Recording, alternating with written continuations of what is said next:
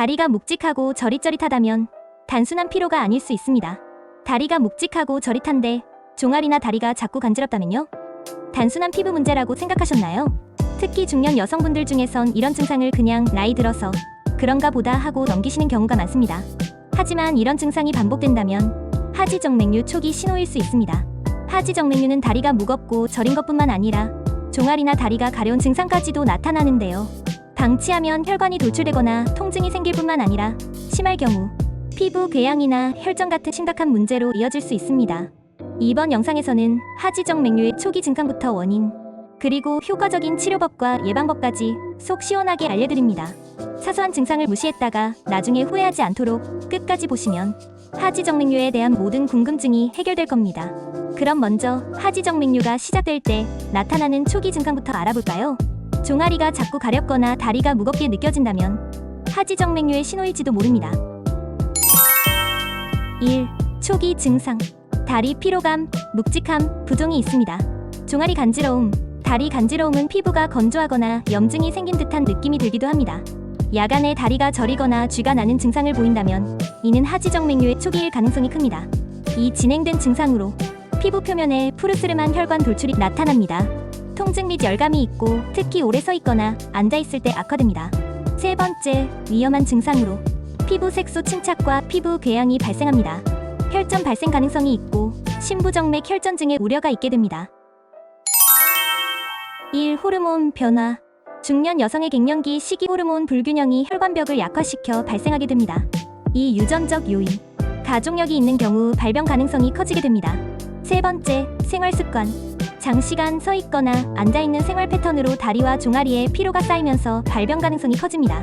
비만, 운동 부족, 꽉 끼는 옷 착용 등도 하지정맥류를 가속화하게 됩니다. 하지정맥류의 기타 원인으로는 고혈압, 당뇨 등 만성질환이 있을 경우에 발생하게 됩니다. 1. 초기 치료. 압박 스타킹을 착용함으로써 다리 혈액순환 개선과 증상을 완화시킬 수 있습니다. 오래 서거나 앉아있게 된다면 자주 다리와 종아리를 주물러주고 스트레칭을 해줍니다. 2. 비수술적 치료 방법. 경화요법은 혈관 내벽을 자극해 정맥을 수축시키는 치료법입니다. 레이저 치료는 열에너지로 문제 혈관을 폐쇄하는 치료 방법입니다. 3. 수술적 치료. 하지정맥류가 심한 경우 돌출된 정맥을 제거하는 수술로 정맥 절제술이 있습니다. 4. 치료 주의사항 및 회복기간. 치료 후 붓기 및 멍이 생길 수 있으나 대부분 일시적으로 보이게 되고 수술 후 일정 기간 동안 압박 스타킹 착용이 필요합니다. 일생활 습관 개선. 오래 서 있거나 앉아 있는 습관 피하기 중요. 발끝 들기, 발 돌리기 등 간단한 스트레칭 자주 하기. 2. 운동. 종아리 근육 강화 운동으로 까치발 들기, 발끝 걸음을 해줍니다. 걷기, 수영, 자전거 타기와 같은 유산소 운동을 꾸준히 해야 합니다. 3. 식이요법. 염분 섭취를 줄이고 항산화 성분이 풍부한 음식을 섭취합니다. 비타민C, 비타민 E가 풍부한 과일과 채소를 먹으며 하지정맥류 초기 증상일 때 조기 발견이 중요하므로 정기 건강검진을 해야 합니다. 가족력이 있는 경우 더욱 주의해서 건강검진을 하시기 바랍니다. 지금까지 중년 여성에게 흔히 발생하는 하지정맥류의 증상부터 원인, 치료 방법, 예방법까지 알아봤습니다.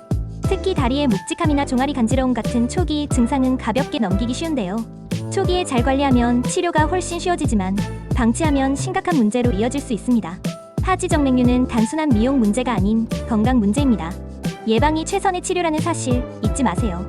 생활 습관을 조금만 바꿔도 하지정맥류를 예방하고 관리할 수 있습니다. 지금부터라도 다리 건강을 위해 작은 실천을 시작해보시는 건 어떨까요? 혹시 영상을 보시면서 궁금한 점이 생기거나 더 알고 싶은 정보가 있다면 댓글로 남겨주세요. 더 유익한 정보로 찾아뵙겠습니다.